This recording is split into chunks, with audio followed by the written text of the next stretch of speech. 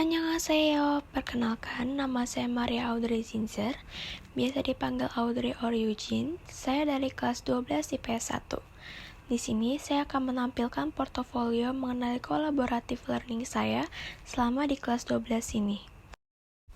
Collaborative learning selama kelas 12 ini memiliki dua tema, yaitu tema pertama yang sudah saya kerjakan dengan judul The Millennials. Lalu tema kedua yang sudah saya kerjakan bersama kelompok saya dengan judul Ekologi on Another Level. Nah, untuk di tema yang pertama ini, saya bersama dengan kelompok saya memilih judul yaitu The Millennials dengan produk yaitu podcast. Kenapa kita memilih judul The Millennials ini?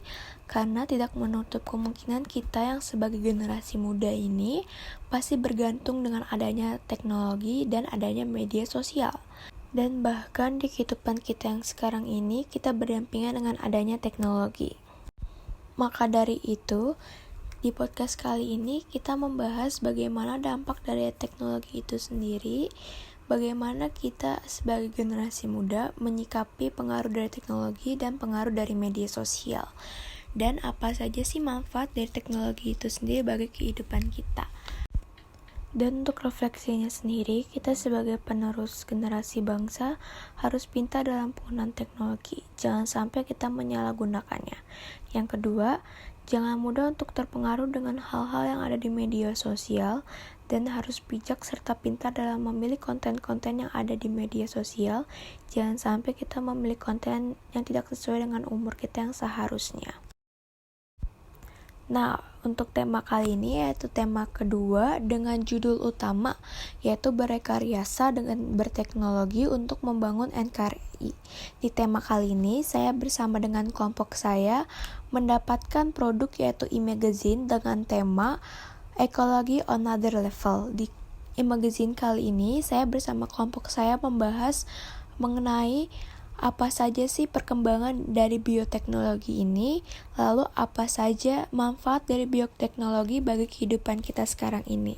Contohnya aja nih manfaatnya, yaitu di zaman sekarang yang modern ini, banyak orang yang memanfaatkan mikroorganisme yang digunakan untuk membuat berbagai macam seperti makanan atau minuman atau bahkan obat-obatan, yaitu contohnya aja misalnya kombucha dari SCOBY, yaitu bisa jadi minuman yang ntar dicampur dengan berbagai buah.